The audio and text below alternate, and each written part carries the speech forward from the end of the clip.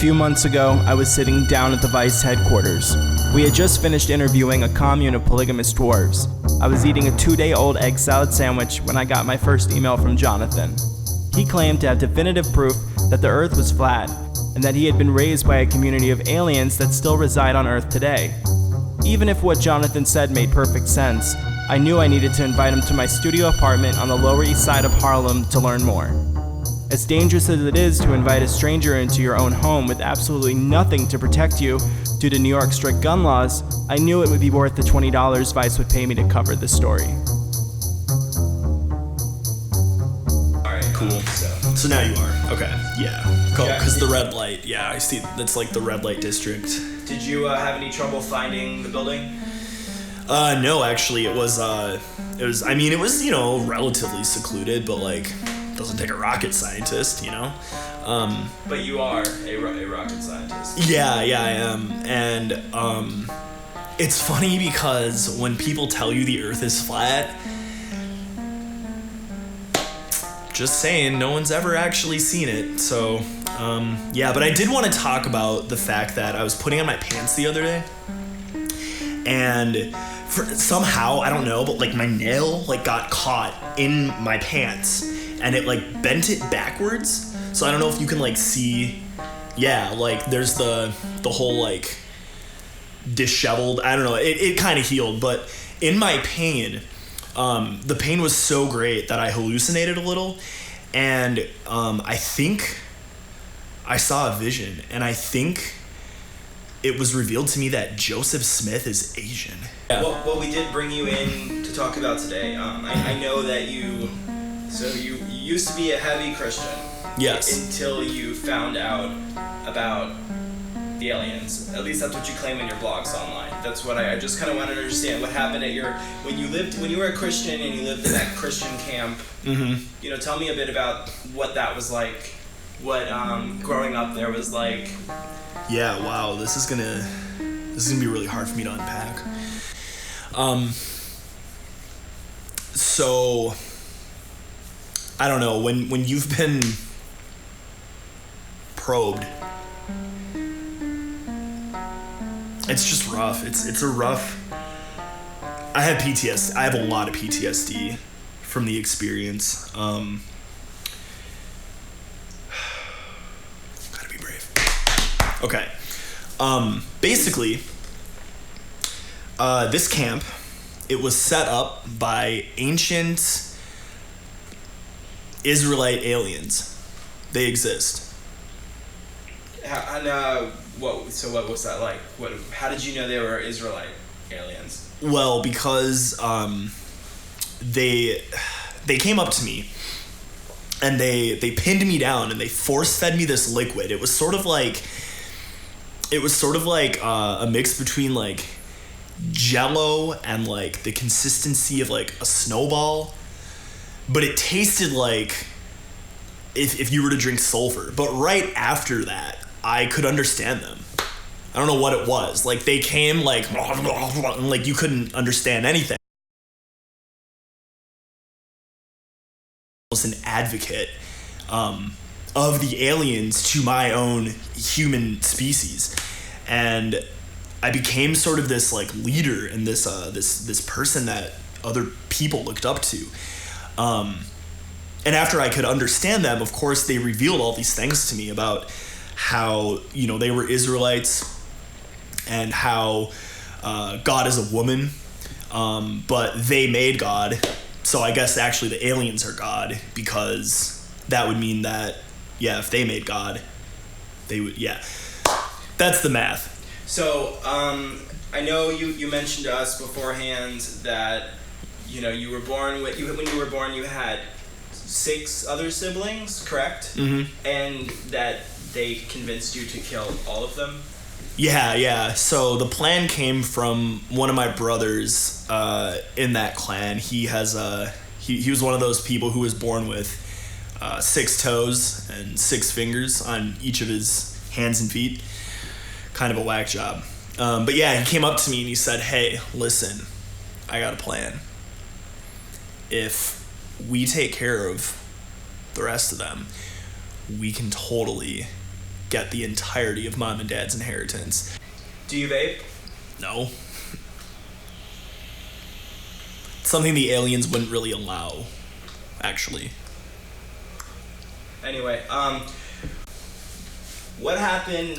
I mean, did anybody know that you killed your siblings? Did they care? Well, so my dad was kind of like one of the head honchos in the town. I mean, he wasn't like in like legislation or anything, but let's just say he knew people, right? And honestly, one of our really good family friends was the guy who owned the mortuary. And he trusted my dad with the keys to his place because once in a while he'd have to like take over there and just make sure that the place was cleaned and that there was nothing that could be a liability. My dad was in like the whole tax industry, right? So just avoiding liabilities. Anywho, long story short, my dad had keys to this place, so I definitely jacked those. And me and my crazy brother with 6 toes and 6 fingers, we dragged our siblings there. It was nuts. Like, I've never seen so much blood in my life, but we were able to get rid of it because, you know, it's a mortuary. Duh. Yeah, no one found out for like 6 months. It was surprising because my parents, they were backpacking Europe. They were probably in Luxembourg when we did it. But yeah, it's like super traumatic to talk about. All right, so yeah, when did you realize the Earth was flat? It's a very, very complex question. The realization really hit me last week. It was Wednesday, and I was, you know, just scrolling through my Reddit feed. And, you know, in the past, you know, I'm a rocket scientist. I'm smart, okay? I'm very smart. And I always discounted these people as just insane. But then I realized, you know, just scrolling through Reddit, again, you know, it's a great source of information. It's right up there with, you know, Wikipedia and WikiLeaks. Anywho, I found this sub, and it was r/oddly specific. And it led me on this rabbit trail where this guy, he posted, it was this meme of some dude that, you know, he had like a really scrunched up face and like this crazy beard, like missing teeth. And it said, "When you realize the government is hiding things." And I was like, yeah, funny, joke. Started reading the comments, one thing led to another, YouTube link after YouTube link. I'm like, wow, they really are hiding something. And then I found the Flat Earth Society of America. Did you know that Logan Paul was their spokesperson one year at the conference? I mean, obviously, like, if he's into it, like, there must be some truth to it, right? Yeah, Logan Paul is a very accredited flat earther, and I think it's important that people don't write him off based on his, you know, the entertainment work that he does. He's a very serious advocate. Yeah, of course. I mean, yeah, just because the dude is, you know, he makes weird videos and he makes you laugh doesn't mean that he doesn't have a brain, right? So, yeah, I mean, one thing led to another, and boom, here we are. The Earth is definitely flat. You can't see the curvature. You kidding me? Get out of here. But honestly, I don't want to talk about this anymore because, you know, the aliens. So, if we could just move on. Yeah. So tell us a bit about your period of time serving and what you learned. Yeah, man, serving was an experience, you know. I started when I was 15 at Applebee's. They paid me under the table for, you know, that first year. Because we were in Oklahoma and they don't allow you to work, you know, until you're 16. But, you know, I showed some talent. I showed some promise. And the GM at the time, he saw that within me, and he promoted me to server, and I started doing my thing. You know, I was just working late nights, serving half-off apps to teenagers. But I had a lot of interesting clientele that would come in at that time of the night. And I learned a lot about, the 1%ers through it. Some of my clientele were very wealthy people. And they were down to earth, so much so that they would eat at Applebee's, because let's face it, who does that? After working there for 12 years, I have a lot of things to say. But point being, some of my clientele were very wealthy people, and I sort of got, I infiltrated their circle, I guess you could say. I befriended this old couple. Their names were Harold and Gertrude, and boy, they were sweet. They actually would refer to me as their grandson sometimes. We just, there was that energy. It just went both ways. But come to find out that they were loaded. They were loaded. They actually invited me out to Gertrude's 77th birthday party one year. Sadly, the year after she passed, and again, that's really hard for me to talk about, but... So, real quick, when you met them, I know you had mentioned in the email to us that you found out, well, for one, that there's only about 10 of these top 1%ers, especially, when you deduct those that eat at Applebee's. Mm-hmm. What's the importance of knowing about their existence and their effect on our day-to-day?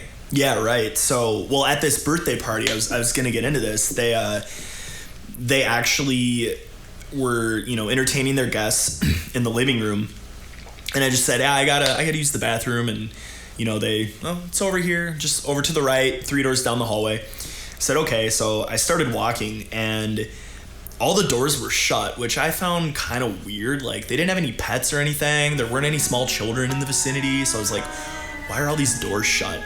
And I went a door further. I went to the 4th door instead, opened it up, and I noticed right away just this big library, huge bookshelf, right? And I went up to it, and I saw the weirdest titles, things about the Masonic Temple and the Illuminati, and I was like, this sweet couple, like, what? They're into this kind of stuff? And so I took one of the books off of the shelf. Lo and behold, it starts moving. But this bookshelf, you gotta understand, this bookshelf was very well made, and it was almost on hydraulics, but they moved in such a way that the bookshelf didn't make any noise. So no one had any idea that I was going back here. They just thought I was taking a dump. So I go into this basement behind this bookshelf. We're talking like Anne Frank house vibes, okay? Like, I don't know if you've ever been to that museum in Amsterdam, but like literally the same vibes other than like death and stuff. I go down into this basement, okay? And there's literally a circle in the middle of the floor, pentagram. There's candles lit. It's like, why do you have candles lit? Like, that doesn't make any sense. And then I saw this picture on the wall of, I can't remember the name of it now, but do you know that sort of like, that party that's like in the middle of the woods and like really influential people go to it, like the Grove? Yeah, the Grove, exactly, yeah, like the Bushes are there, like, several high up political families are there. There was a picture of this on the wall. George W. Bush, like, you could clearly see George W. Bush in it. And I said to myself, what in the world? Like, do you think George W. Bush eats at Applebee's? I think we can conclude from this that W eats at Applebee's.